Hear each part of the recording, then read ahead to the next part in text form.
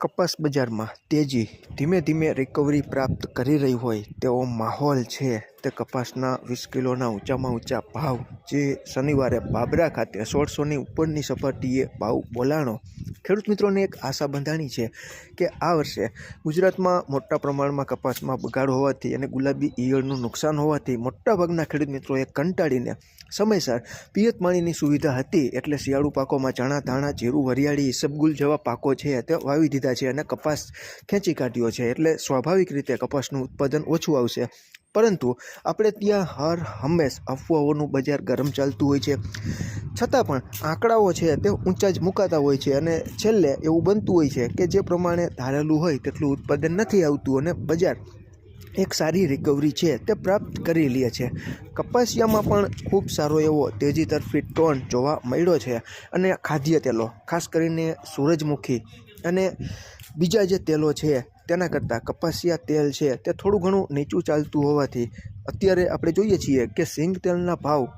અને સૂરજમુખીના ભાવ છે તે કપાસિયા તેલ કરતાં ઊંચા ચાલી રહ્યા છે એટલે કોમર્શિયલ અને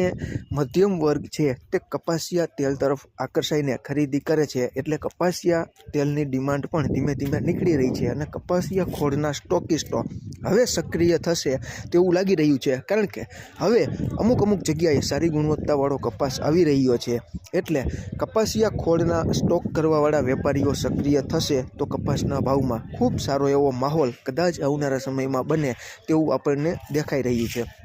બાકી અત્યારે આપણે જોઈ રહ્યા છીએ કે ડોલર છે તે વધ્યો હોવાથી આપણે જે દેશોમાંથી આયાત કરીએ તે દેશોમાં વધારે રૂપિયા ચૂકવવા પડે એટલે સમજો ને કે અત્યારે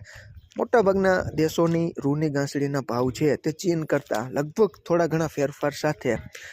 કહેવાય ને કે બરાબરની રેન્જે આવી ગયા છે એટલે આયાત છે તે આવનારા સમયમાં કદાચ ઘટશે। હવે આયાત ડ્યુટી જાન્યુઆરીમાં કેવી રહે છે તેના ઉપર પણ કપાસ બજાર આધાર રાખશે। સારી ગુણવત્તાવાળો કપાસ ગામડે બેઠા 1450થી 1500 અને અતિ સારો કપાસ હોય તો તેનાથી વધારે પણ ભાવ કદાચ બોલાતા હશે। બાકી 1460માં ઘણા બધા વિસ્તારોમાં કપાસના 20 કિલોના ઊંચામાં ઊંચા ભાવ બોલાઈ રહ્યા છે। તમારે ત્યાં કેવા ભાવ ચાલે છે અને આમાં ક્યાંય ભૂલ હોય અને તમારી પાસે નવી અપડેટ હોય તો ચોક્કસ તમે કોમેન્ટમાં જણાવજો।